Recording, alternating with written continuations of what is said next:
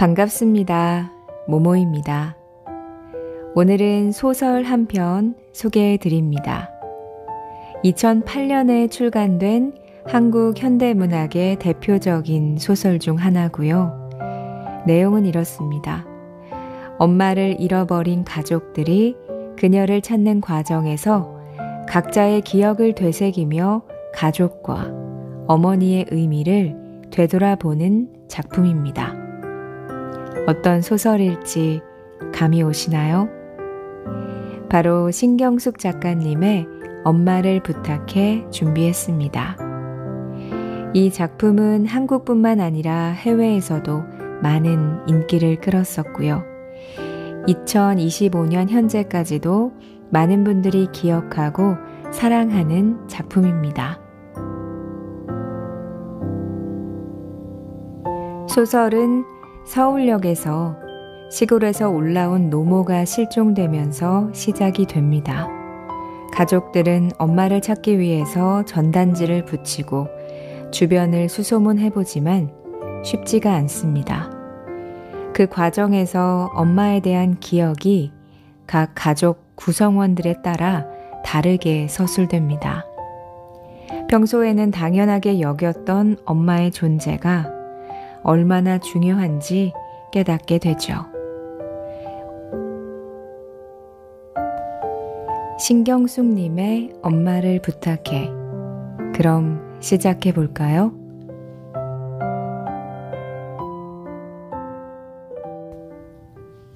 (1장) 아무도 모른다. 엄마를 잃어버린 지 일주일째. 오빠 집에 모여있던 너의 가족들은 국리 끝에 전단지를 만들어 엄마를 잃어버린 장소 근처에 돌리기로 했다. 일단 전단지 초안을 짜보기로 했다. 지극히 옛날 방식이다. 가족을 잃어버렸는데, 그것도 엄마를 잃어버렸는데, 남은 가족들이 할 수 있는 일은 몇 가지가 되지 않는다.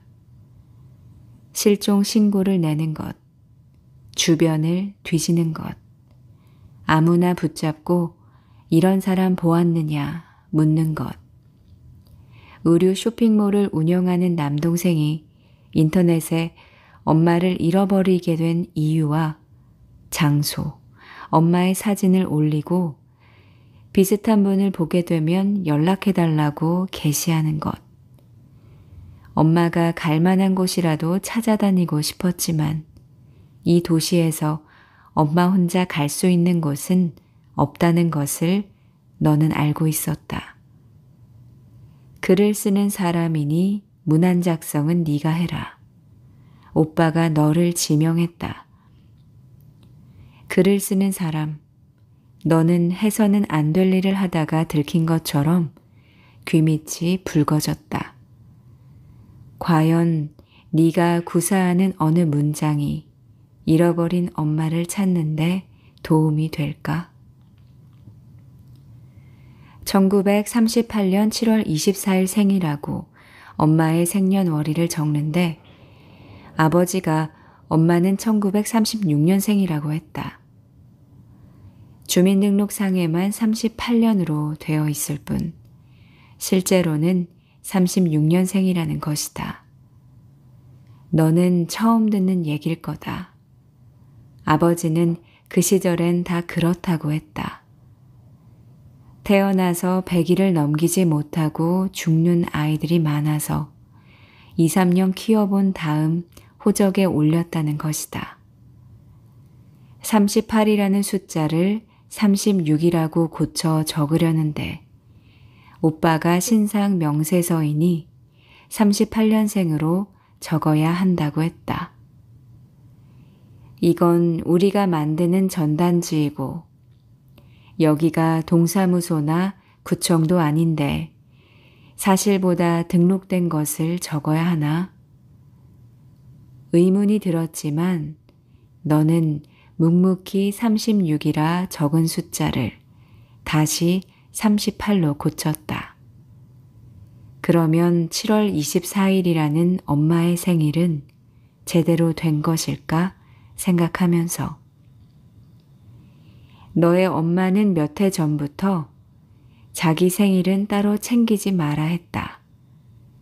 아버지의 생일이 엄마의 생일 한 달 전이었다. 예전엔 생일이나 다른 기념할 일이 생기면 너를 비롯한 도시의 식구들이 제이 씨의 엄마 집으로 이동하곤 했다. 다 모이면 직계만 22.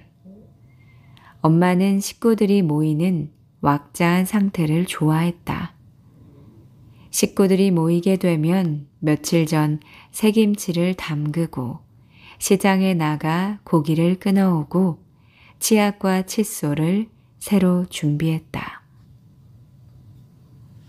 돌아갈 때 한 병씩 나눠주려고 참기름을 짜고 참깨 들깨를 따로 볶아 찧었다. 가족들을 기다릴 즈음 너의 엄마는 동네 사람들이나 시장 통해서 만나는 사람들과 얘기할 때 단연 활기를 띠었고 은근히 자부심이 배어나는 몸짓과 말투를 보였다. 헛간에는 엄마가 철 따라 담가놓은 매실즙이며 산딸기즙이 담긴 크고 작은 유리병들이 즐비했다. 도시의 식구들에게 퍼줄 황석어 젖이며 멸치 속젓이며 조개젓갈들이 엄마의 항아리들을 가득 채우고 있었다. 양파가 좋다는 말이 들리면 양파즙을 만들고 겨울을 앞두고는 감초를 넣은 늙은 호박즙을 짜서 도시의 식구들에게 보냈다. 너의 엄마 집은 도시의 식구들을 위해 사시사철 뭔가 제조하는 공장과도 같았다. 장이 담가지고 청국장이 발효되고 쌀이 찧어지는 언제부턴가 도시 식구들이 제이시에 가는 일보다 엄마가 아버지와 함께 도시로 오는 일이 많아졌다. 그러다가 아버지와 엄마의 생일도 도시의 식당에서 밥을 먹는 걸로 대신하기 시작했다. 그래야 움직임이 단출하긴 하다. 급기야 엄마는 내 생일은 아버지와 함께 쇠자 이렇게 말했다. 한여름이라 날도 더운데다 이틀 사이로 지내야 하는 여름 제사가 2번이나 있는데 그 틈에 언제 생일을 다 챙기겠느냐 했다. 처음에 너의 가족들은 엄마가 그렇게 주장을 해도 그게 무슨 소리냐며 엄마가 도시에 오지 않으려 하면 몇몇이라도 시골집에 내려가 엄마 생일을 챙기곤 했다. 그러다가 아버지 생일에 엄마의 선물까지 함께 사기 시작했고 엄마 생일 당일은 슬그머니 지나가게 되었다. 식구들 숫자대로 양말 사기를 좋아하던 엄마의 장롱엔 가져가지 않은 양말들이 수북이 쌓이기 시작했다. 이름 박소녀, 생년월일 1938년 7월 24일, 만 69세, 용모, 흰머리가 많이 섞인 짧은 퍼머머리, 광대뼈 튀어나옴, 하늘색 셔츠에 흰 재킷, 베이지색 주름 치마를 입고 있음. 잃어버린 장소 지하철 서울역. 엄마의 사진을 어느 걸 쓰느냐를 두고 의견이 갈라졌다. 최근 사진을 붙여야 한다는 데에는 모두 동의했지만 누구도 엄마의 최근 사진을 가지고 있지 않았다. 너는 언제부턴가 엄마가 사진 찍히는 걸 매우 싫어했다는 걸 생각해냈다. 가족 사진을 찍을 때도 엄마는 어느 틈에 빠져나가 사진에는 엄마 모습만 보이지 않았다. 아버지 칠순 때 찍은 가족 사진 속에 엄마 얼굴이 사진으로는 가장 최근 모습이었다. 그때 엄마는 물빛 한복을 입고 미장원애가 업스타일로 머리를 손질하고 입술에 붉은 빛이 도는 루즈를 바른 한껏 멋을 낸 모습이었다. 사진 속 엄마는 실종되기 전의 모습과는 너무 달라 그 사진을 따로 확대해 붙여본들 사람들이 그 사람이 이 사람이라는 걸 알아보지 못하리라는 것이 너의 남동생의 의견이다. 인터넷에 그 사진을 올렸더니 어머님이 예쁘시네요. 길을 잃어버릴 뿐이 아닌 것 같은데요. 라는 댓글이 올라온다고 했다. 너희는 각자 엄마의 다른 사진을 가지고 있는지 찾아보기로 했다. 큰오빠는 너에게 문구를 더 보충해 보라고 했다. 네가 큰오빠를 물끄러미 바라보자. 좀 더 호소력이 있는 문구를 생각해 보라고 한다. 호소력이 있는 문구.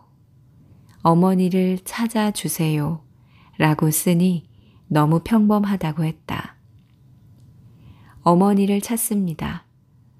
이렇게 쓰니 그게 그거고 어머니라는 말이 너무 정중하니 엄마로 바꿔보자고 한다.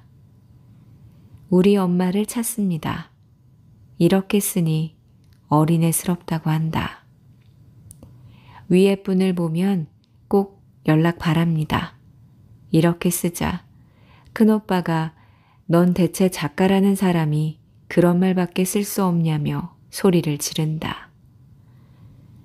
큰오빠가 원하는 호소력 있는 문구가 무엇인지 너는 생각해낼 수가 없었다.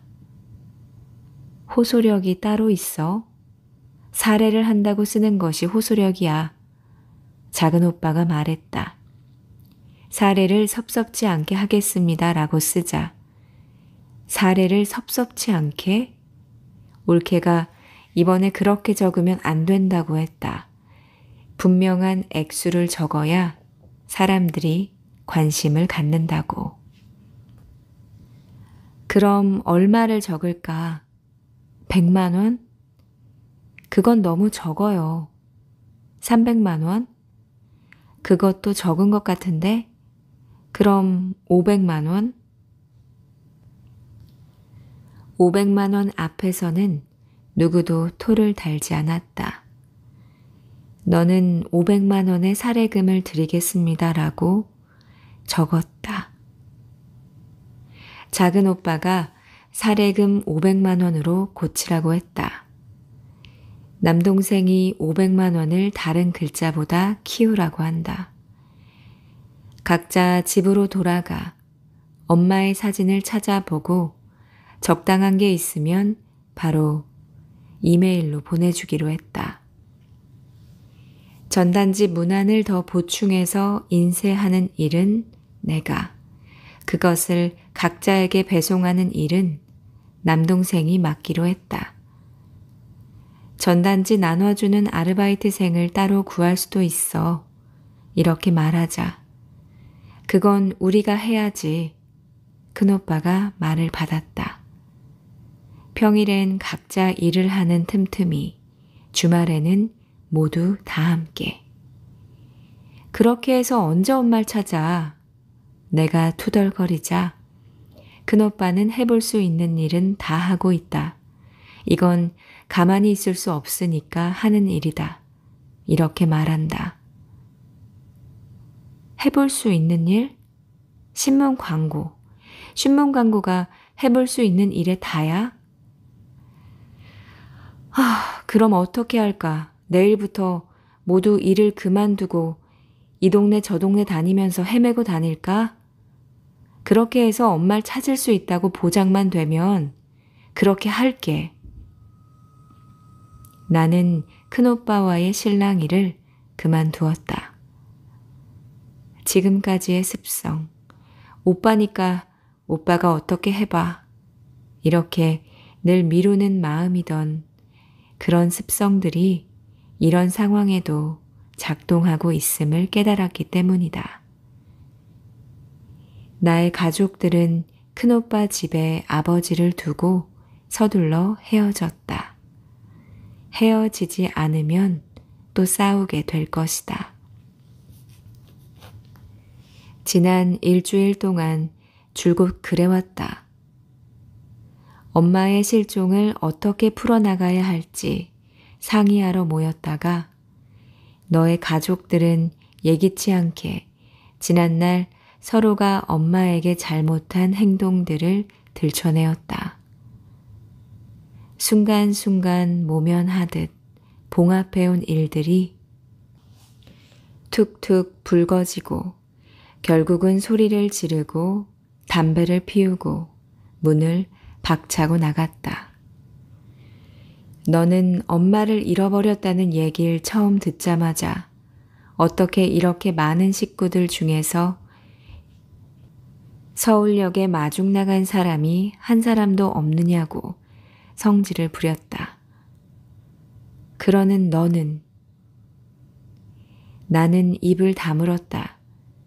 나는 엄마를 잃어버린 것조차 나흘 후에나 알았으니까. 나의 가족들은 서로에게 엄마를 잃어버린 책임을 물으며 스스로들 상처를 입었다. 오빠 집에서 나온 너는 지하철을 타고 집으로 가다가 엄마가 사라진 지하철 서울역에서 내렸다. 엄마를 잃어버린 장소로 가는 사이 수많은 사람들이 어깨를 치고 지나갔다. 아버지가 엄마 손을 놓친 자리에 서 있는 동안에도 사람들은 어깨를 앞에서 뒤에서 치고 지나갔다. 누구도 미안하다고 말하지 않았다. 나의 엄마가 어쩔 줄 모르고 있던 그때도 사람들은 그렇게 지나갔을 것이다.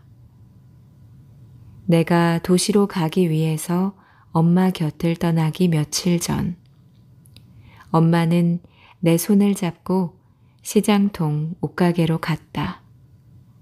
내가 아무 장식이 없는 민자 원피스를 고르자 엄마는 어깨와 치마 끝단에 프릴이 달린 것을 내 앞에 내밀었다. 이거 어떠냐? 나는 아우 이게 뭐야? 라며 밀쳤다. 왜? 입어봐. 그때만 해도 젊었던 엄마가 눈을 동그랗게 떴다. 프릴 달린 원피스와 엄마가 머리에 쓴 때전 수건은 서로 다른 세상처럼 대조적이었다. 유치해, 내 스타일 아니야. 나의 말에 엄마는 그래? 하면서도 아쉬움이 남는지 자꾸만 원피스를 앞뒤로 살폈다. 내가 너라면은 이걸 입어보겠구만. 유치하다고 말한 게 미안해서.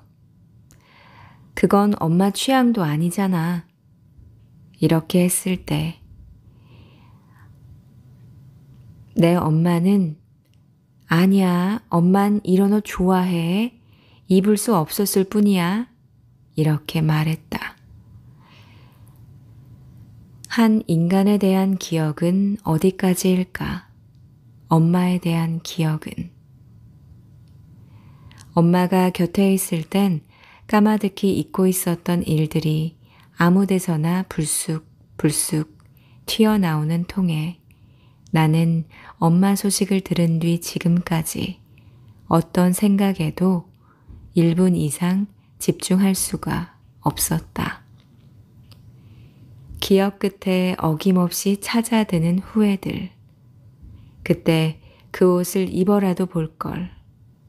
너는 어쩌면 엄마가 쭈그리고 앉아 있었을지도 모를 자리에 무릎을 접고 앉아 보았다. 기어이 내가 원하는 민자 원피스를 고른 며칠 뒤에 나는 이 서울역에 도착했다. 나를 서울에 데려다 주러 온 엄마는 위압적으로 내려다보는 빌딩도 무찔러 버릴 것처럼 걸음걸이를 하고 오가는 인파 속에서도 내 손을 꼭 잡고 광장을 걸어가 시계탑 밑에서 오빠를 기다렸다. 그랬던 엄마가 길을 잃다니 지하철이 들어오는 불빛이 보이자 사람들이 몰려들었다가 앉아있는 내가 거치적거리는지 힐끔거린다. 나는 엄마가 지하철 서울역에서 아버지의 손을 놓친 그때 중국에 있었다. 북경에서 열린 북페어 동료 작가들과 함께 말이다. 나중에 생각해보니 내 엄마를 지하철 서울역에서 잃어버린 그 시간은 북페어의 한 부스에서 중국어로 번역된 내 책들을 들여다보고 있던 때이기도 하다. 아버지는 왜 택시를 타지 않고 지하철을 탔어요? 지하철만 안 탔어도. 아버지는 기차역이 지하철역과 연결되어 있어 굳이 택시를 타러 나가야 하는가 생각을 했다고 한다. 모든 일은, 특히 나쁜 일은 발생하고 나면 되짚어지는 게 있다. 그때 그러지 말았어야 했는데 싶은 것들. 가족들은 왜 다른 때와 달리 아버지, 엄마가 둘이서 작은 오빠 집에 찾아갈 수 있다는 말을 따랐을까? 가족 중 누군가가 서울역이나 고속버스 터미널로 마중 나가는 것이 늘 해오던 당연한 일이었는데 도시에서 어딘가로 이동할 때면 가족들의 승용차 또는 택시를 이용하던 아버지는 왜 그때 지하철을 탈 생각을 했을까? 엄마는 아버지와 함께 막 도착한 지하철을 타려 했다고 한다. 아버지가 지하철을 타고 보니 엄마가 없었다고 한다.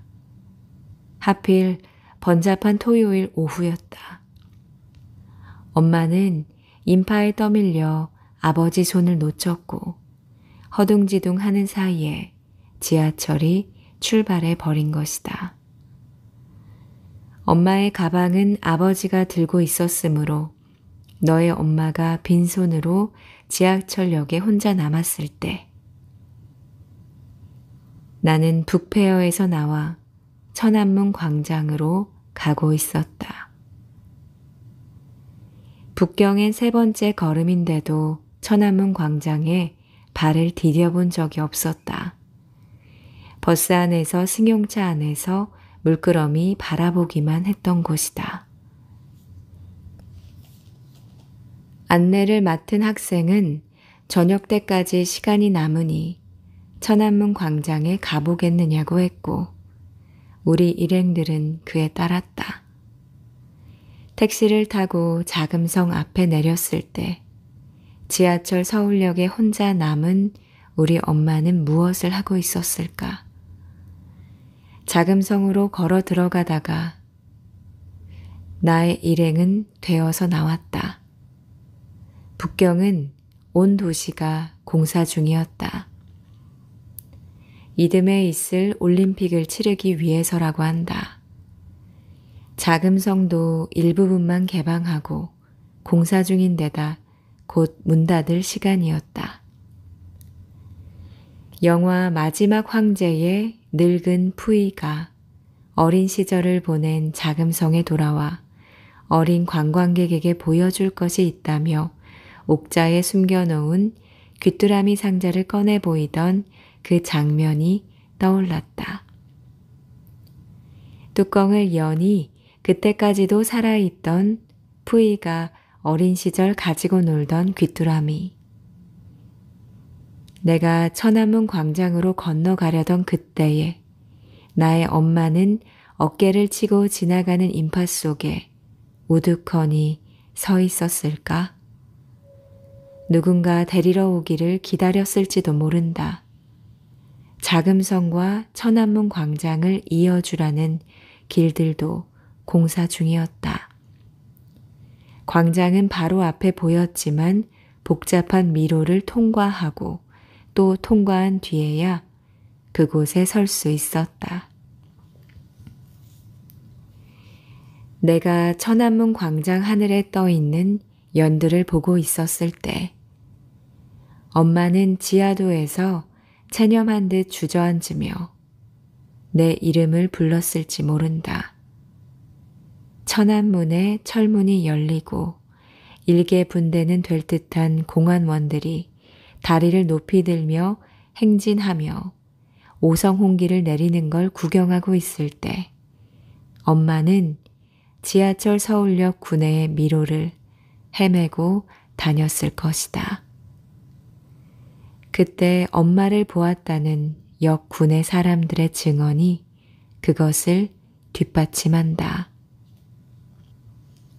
그들은 엄마로 추정되는 한 나이든 여인이 아주 천천히 걷고 있는 걸, 간혹 주저앉아 있는 걸, 에스컬레이터 앞에 하염없이 서 있는 걸 보았다고 했다.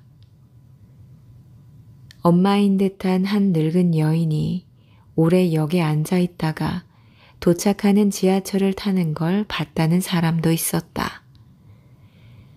엄마가 어디론가 사라진 그 밤에 일행들과 밤 택시를 타고 북경의 휘황한 먹자거리에 나가 붉은 불빛 아래서 56도쯤 되는 중국술을 맛보며 붉은 기름에 볶은 뜨거운 게 요리를 나는 먹고 있었던 것이다.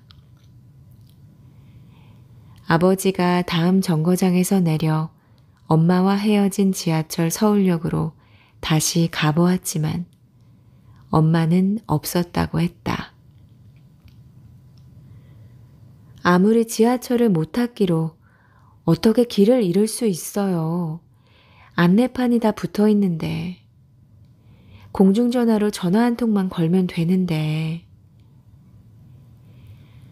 올케는 지하철을 타지 못했다는 엄마를 보고 아들 집도 찾지 못하냐며 분명히 엄마에게 다른 일이 생긴 거라고 했다. 다른 일? 그것은 엄마를 어떻게든 예전의 엄마로 여기고 싶은 사람의 마음이다. 엄마는 길을 잃을 수 있어. 언니도 알잖아. 엄마가 어떤 상태인지. 올케는 나는 모르는데요 하는 표정을 짓는다. 가족은 알고 있다. 엄마가 어떤 상태인지. 엄마가 이대로 돌아오지 못할 수도 있다는 것을. 엄마가 글을 읽을 줄 모른다는 것을 나는 언제 알았을까? 내가 처음 쓴 편지는 엄마가 도시로 나간 큰오빠에게 전하고 싶은 말을 받아 적는 것에서부터 비롯됐다.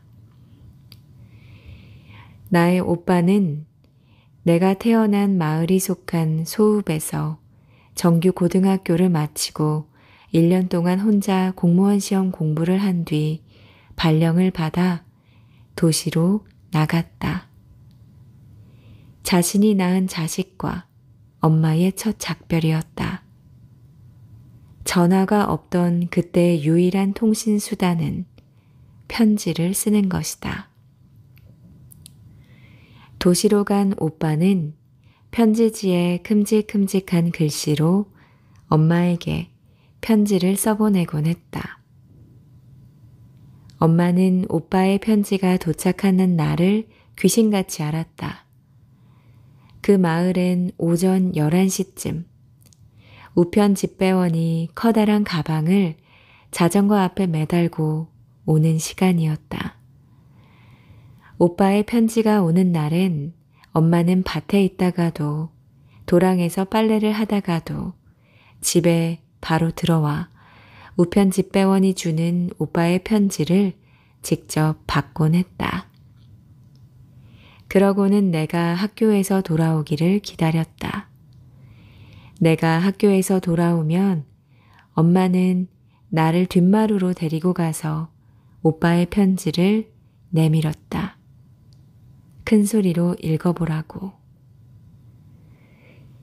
집을 떠난 오빠의 편지는 어머님, 전 상서 이렇게 시작한다. 편지 쓰기의 방식을 교과서에서 배운 듯 오빠는 시골집의 안부를 묻고 도시에 있는 자신의 안부를 전했다. 빨래는 일주일에 한 번 당숙모에게 갖다 주면 빨아준다고 씌워 있었다. 엄마가 당숙모에게 간곡히 당부한 일이었다. 밥은 잘 사 먹고 있고 동사무소 숙직실에서 숙식을 하기도 하고 숙소도 새로 얻었으니 염려하지 말라고 했다. 오빠는 이 도시에 나오니 무엇이든 다 이룰 수 있을 것 같고 하고 싶은 일도 많다고 썼다. 꼭 성공해서 언젠가는 엄마를 편하게 해줄 것이라고 포부를 밝히기도 했다. 20살이던 오빠는 능청스럽고 늠름하게도 그러니 어머님 제 걱정은 마시고 아무쪼록 어머님 건강을 챙기셔야 합니다. 이렇게 당부했다. 오빠의 편지를 큰 소리로 읽다가 편지지 너머로 엄마를 넘겨다 보면 엄마는 뒤란의 토란대나 장항아리를 눈 하나 깜짝 않고 응시하고 있었다.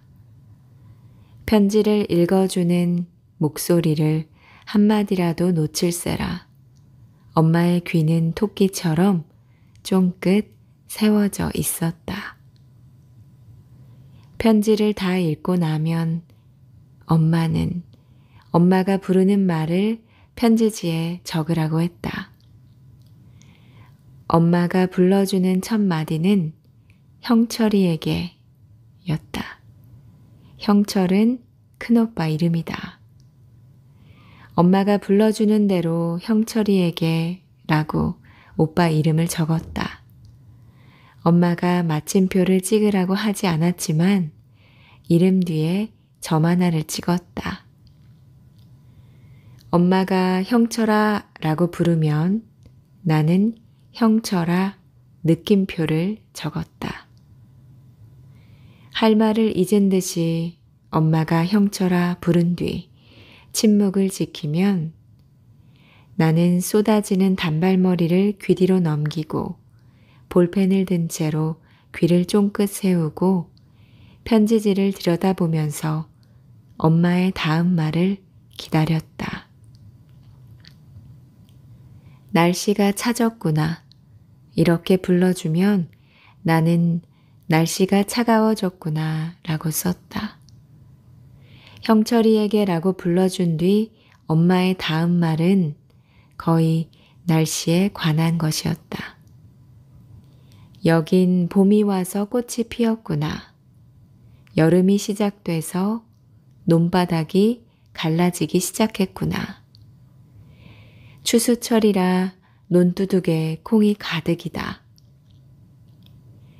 엄마가 사투리를 쓰지 않을 때는 오빠에게 전할 말을 불러줄 때뿐이었다.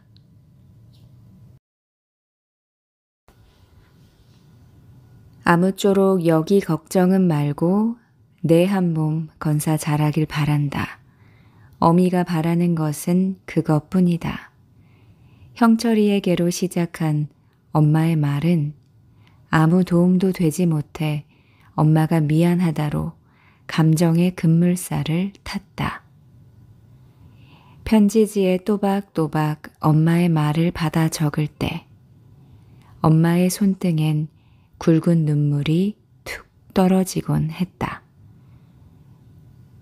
엄마가 불러주는 마지막 말은 늘 똑같았다. 아무쪼록 밥은 굶지 말고 다니거라. 엄마가.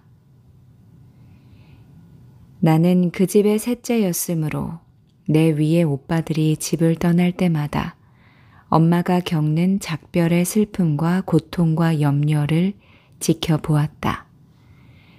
큰오빠를 보내고선 엄마는 새벽마다 장독대에 장 항아리를 닦았다. 우물이 앞마당에 있어서 물을 길어오기만도 힘든 일인데 뒷곁을 가득 채운 항아리들을 하나하나 다 닦았다.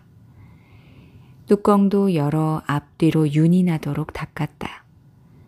행주질을 하는 엄마의 입에서는 노래가 흘러나왔다.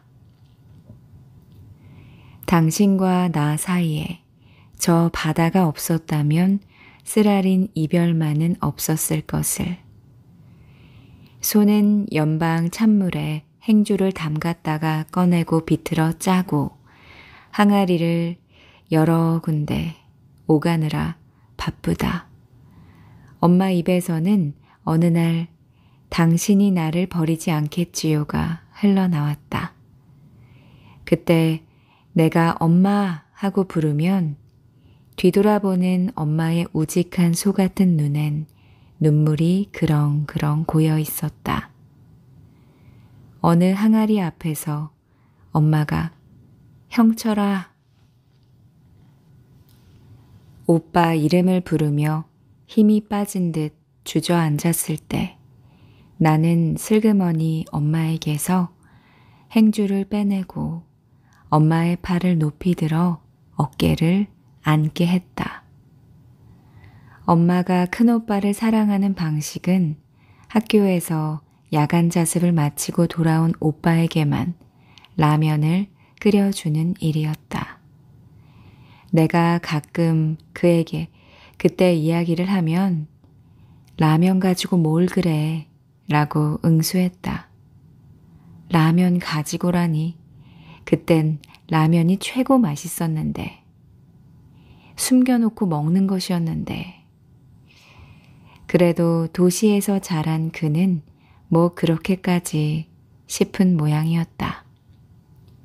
새로 등장한 라면은 그동안 엄마가 만들어준 모든 음식의 맛을 무력화시켰다. 엄마는 새로 나온 라면을 사다 장독의 빈 항아리에 숨겨놓고 늦은 밤에 큰오빠에게만 끓여주고 싶어 했다. 라면 끓이는 냄새 때문에 나를 비롯한 다른 형제들이 일제히 눈을 떴다. 그 밤에 라면 냄새 때문에 잠을 깬 나와 형제들에게 엄마는 너희들은 그냥 자거라 이렇게 말하면 우리 형제들은 막 라면을 입에 넣으려는 큰오빠를 일제히 바라보았다. 미안해진 그가 라면 한 젓가락씩을 먹게 하면 그제야 엄마는 먹을 것은 어찌 그리 금세 안다냐 하면서 솥에 물을 가득 붓고 라면 한 개를 다시 끓여와 형제들에게 나눠주곤 했다. 라면 가닥보다 국물이 더 많은 그릇을 받아들고 흐뭇해하던 그런 때가 있었다. 나의 엄마는 수많은 항아리들을 닦다가 라면을 숨겨놓던 항아리 앞에서 결국 오빠를 향한 마음을 어쩌지 못하고 철철 울곤 했다. 오빠들이 집을 떠날 때마다 슬픔에 빠지는 엄마에게 내가 해줄 수 있는 일은 그들이 보내온 편지를 소리내 읽어주고 엄마의 말을 받아 적은 편지를 학교 가는 길에 우체통에 넣어주는 일뿐이었다. 그랬으면서도 왜 나는 엄마가 문자의 세계에 단 한 번도 발을 들여놓지 못한 존재라는 것을 까마득히 모르고 지냈을까? 엄마에게 편지를 읽어주고 엄마의 말을 대신 써주면서도 엄마가 그를 몰라서 나에게 의지하는 것이라고 왜 생각해 본 적이 없었을까? 나는 엄마의 부탁들을 텃밭에 나가 아욱을 뜯어오라거나 기름집에 가서 석유를 사오라는 것과 같은 심부름과 비슷하게 받아들였다. 나마저 엄마 집을 떠난 뒤에 엄마가 그 일을 다른 이에게 맡긴 것 같지는 않았다. 왜냐하면 발신인이 엄마로 된 편지를 단 한 통도 받아본 적이 없었으니까. 어쩌면 내가 편지를 쓰지 않아서일까? 전화 때문이었을까? 내가 집을 떠나올 무렵에 마을 이장 집에는 공동 전화가 놓였다. 그 마을에 처음 생긴 전화였다. 아침마다 마이크를 시험하는 소리 뒤에는 누구네 집 서울서 전화 왔으니 어서 와서 받으라는 안내방송이 흘러나오곤 했다. 편지로 안부를 전하던 형제들도 마을의 공동전화로 전화를 걸어왔다. 마을의 공동전화가 생긴 뒤부터는 식구를 타지로 내보낸 이들은 논에 있거나 밭에 있거나 마이크 소리가 들리면 모두들 누구를 찾나 귀를 기울이곤 했다. 모녀 관계는 서로 아주 잘 알거나 타인보다도 더 모르거나 둘 중 하나이다. 지난 가을까지만 해도 나는 엄마를 잘 안다고 생각했다. 엄마가 무엇을 좋아하는지, 엄마가 화났을 때 어떻게 해야 누그러지는지, 엄마가 무슨 말을 듣고 싶어 하는지, 누가 지금 엄마가 뭘 하고 있는지 아냐고 물으면 고사리를 말리고 있을걸요. 일요일이니 성당에 가셨겠죠? 이렇게 10초 내에 대답할 수 있었다. 그러나 나의 생각은 지난 가을에 조각이 났다. 엄마에게 나란 존재가 딸이 아니라 손님이 된 듯한 기분을 느낀 것은 엄마가 내 앞에서 집을 치울 때였다. 어느 날부턴가 엄마는 방에 떨어진 수건을 집어 걸었고 식탁에 음식이 떨어지면 얼른 집어냈다. 예고 없이 엄마 집에 갈 때 엄마는 너저분한 마당을 깨끗하지 못한 이불을 연방 미안해했다. 냉장고를 살피다가 내가 말려도 반찬거리를 사러 시장에 나갔다. 가족이란 밥을 다 먹은 밥상을 치우지 않고 앞에 둔 채로도 아무렇지 않게 다른 일을 할 수 있는 관계다. 어질러진 일상을 보여주기 싫어하는 엄마 앞에서 이제 내가 손님이 되어버린 것을 깨달았다. 어쩌면 그보다 더 오래전 엄마가 나를 도시로 데려다 준 뒤부터 엄마에게 손님이 되었는지도 모른다. 나의 엄마는 도시로 보낸 뒤로 더 이상 나를 혼내지 않았다. 그 전에 엄마는 어땠는가? 내가 조금만 무엇을 잘못해도 세차게 꾸지람했다. 아주 오래전 엄마의 입에 붙어 산 말들 중 하나가 이 계집애가 이 말이었다. 대부분 오빠들과 구별할 때 그 말을 쓰곤 했는데 사과나 포도 같은 것을 집어먹을 때는 물론이고 걸음걸이, 옷 매무새, 말투에 대해서도 엄마는 계집애를 내세우며 본성들을 수정할 것을 요구했다. 그러다가 엄마는 간혹 수심에 잠기며 내 얼굴을 이윽히 들여다보았다. 풀먹인 이불 호청을 판판하게 하기 위해서 양끝을 맞잡아 당겨야 하는데 상대가 없어 어린 나를 마주 앉힐 때나 밥을 뜸들이기 위해서 나에게 재래식 부엌에 아궁이에 불쏘시개를 집어넣게 할 때 엄마는 어두운 얼굴로 나를 바라보곤 했다. 어느 해 추운 겨울날 우물에서 제사상에 오를 홍어 껍질을 벗기다가 엄마는 칼을 든 채로 너는 공부를 많이 해야 한다. 이렇게 말했다. 그래야 다른 세상으로 갈 수가 있다. 그때 엄마의 말을 나는 알아들었을까? 엄마가 스스럼 없이 나를 혼낼 때 나는 엄마를 더 자주 불렀던 것 같다. 엄마라는 말에는 친근감만이 아니라 나 좀 돌봐줘 라는 호소가 배어 있다. 혼만 내지 말고 머리를 쓰다듬어 줘. 옳고 그름을 떠나 나의 편이 되어줘. 나는 어머니 대신 엄마라는 말을 포기하지 않았다. 엄마를 잃어버린 지금까지도 엄마라고 부를 때의 나의 마음에는 엄마가 건강하다고 믿고 싶은 마음도 섞여 있었다. 엄마는 힘이 세다고, 엄마는 무엇이든 거칠 게 없으며, 엄마는 이 도시에서 네가 무언가에 좌절했을 때 그때마다 수학이 저편에 있는 존재라. 이제는 내가 집에 간다고 하면 할 일이 많아질 엄마를 편하게 해주기 위해서였다. 아니, 마음과는 달랐다. 엄마 집은 내가 그날 이른 아침에 비행기를 타고 갔던 피시에서는 먼 거리였다.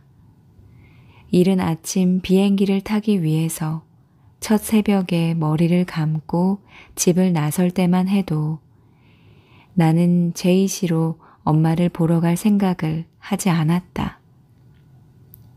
피시에서 제이시로 가는 길은 오피스텔이 있는 도시에서 바로 가는 것보다 교통이 더 불편하고 길도 멀었다. 나도 예기치 않은 일이었던 것이다. 내가 집에 다다랐을 땐 대문이 열려 있었다. 현관문도 열려 있었다. 도시에서 다음 날 그와 점심 약속이 있었기 때문에 나는 밤기차를 타고 돌아갈 생각이었다. 내가 태어난 곳이지만 엄마의 집이 있는 마을은 이제 나에게 낯선 곳이다. 어린 시절을 보낸 흔적이래야 도랑의 팽나무들 몇 그루 남아있는 게 전부이다. 세 그루의 팽나무는 고목이 되어 아직도 그 자리에 서 있다. 그래서였을 것이다. 나는 엄마 집에 갈 적이면 큰 도로가 있는 길을 두고 팽나무가 있는 도랑 쪽으로 길을 잡곤 했다. 거기로 가면 집으로 들어가는 뒷문이 나왔다. 오래전엔 작은 문 바로 앞에 마을 공동 우물이 있었다. 집집마다 상수도가 설치되면서 우물은 자연스럽게 메워졌으나 그 우물을 기록하는 나는 작은 문으로 들어가기 전 문득 우물이 있던 자리에 잠깐 서 있었다. 완강한 시멘트를 발로 툭툭 차거려보기도 했다. 예전에 그곳에 마르지 않는 우물이 있었던 것이 사실일까? 마음이 야릇해졌다. 이 골목의 사람들을 다 먹여 살리고도 항상 찰랑찰랑 물이 고여있던 그 우물은 저 캄캄한 속에서 어쩌고 있을까? 나는 그 우물이 메워지는 걸 보지 못했다. 어느 날 모처럼 엄마의 집에 가보니 우물은 사라지고 시멘트 길이 나 있었다. 아직도 시멘트 저 아래에는 물이 찰랑찰랑 고여 있으리란 상상을 거두지 못하는 것은 우물이 메워지는 걸 내 눈으로 보지 못해서일 것이다. 메워진 우물 위에서 잠시 서성이다가 작은 문 안으로 들어서며 엄마 하고 불렀는데 아무 대답이 없었다. 막 기울기 시작한 가을볕 서양집 마당에 가을볕이 가득 차 있다. 집 안으로 들어가 살폈지만 거실에도 방에도 엄마는 없었다. 집안은 어수선했다. 식탁 위 물병 뚜껑은 열려 있고 물컵은 개수대에 놓여 있었다. 거실 바닥에 깔린 돗자리엔 걸레바구니가 엎어져 있었고 소파엔 아버지가 벗어놓은 듯 때 묻은 셔츠가 팔을 벌리고 걸려 있었다. 서양 집인 탓엔 사위여가는 중인데도 강한 빛이 빈 공간에 스며 있었다. 엄마, 엄마. 텅 비었다는 걸 알면서도 나는 다시 한번 불러본다. 그러곤 현관문을 열고 되나오다가 옆마당에 문이 달리지 않은 헛간에 놓인 평상 위에 엄마를 발견했다. 엄마는 평상에 누워 있었다. 엄마 하고 불렀지만 대답이 없었다. 신발을 고쳐 신고 엄마를 바라보며 헛간 쪽으로 걸어갔다. 헛간에선 마당을 내다볼 수 있었다. 오래전 그곳에서 엄마는 누룩을 빚곤 했다. 헛간 옆에 돼지막을 터놓아서 헛간은 제법 쓸모있게 변했다. 벽에 선반을 달아 이제 사용하지 않는 부엌 살림을 쌓아놓았고 그 아랜 엄마가 담근 것들이 유리병에 담겨 놓여 있었다. 오래된 평상을 헛간에 옮겨놓은 건 엄마였다. 옛집이 허물리고 양옥집이 지어지면서 입식 부엌에서는 편하게 하지 못하는 부엌 일들을 엄마는 그곳에서 하곤 했다.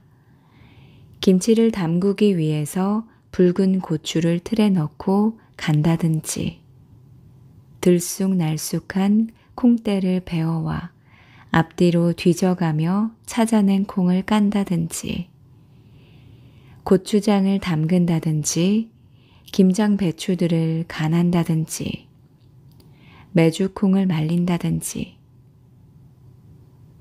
헛간 옆에 개집이 텅 비어 있다. 개줄이 풀린 채 땅바닥에 널려 있었다. 그제야 엄마 집에 들어섰을 때 개의 기척이 없다는 것도 깨달았다. 눈으로는 개를 찾으며 엄마 곁에 갔는데 엄마는 기척이 없었다. 엄마는 방금 전까지 볕에 말릴 호박을 썰고 있었는데 도마와 칼과 호박이 밀쳐져 있고 낡은 대바구니엔 고만고만하게 썰린 호박들이 담겨 있었다. 처음에는 엄마가 잠들었나? 그런데 엄마는 낮잠을 자는 분이 아니었다는 생각에 엄마의 얼굴을 들여다보았다. 엄마는 이마에 손등을 얹고서 무언가를 참기 위해 안간힘을 쓰고 있었다.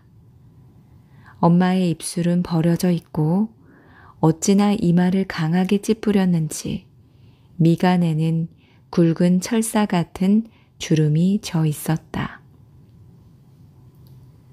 엄마! 내가 불러도 엄마는 눈을 뜨지 않는다. 엄마! 내가 엄마 앞에 무릎을 꿇고 엄마를 마구 흔들자 엄마가 실 눈을 뜬다.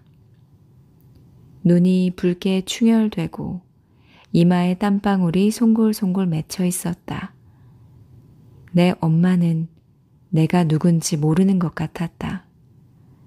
고통에 짓눌린 채 엄마의 얼굴이 처참하게 일그러져 있었다. 보이지 않는 어떤 음흉한 것이 엄마의 머리를 찍어내리고 있지 않음에야 지을 수 없는 표정이다. 그러더니 엄마는 다시 눈을 감았다.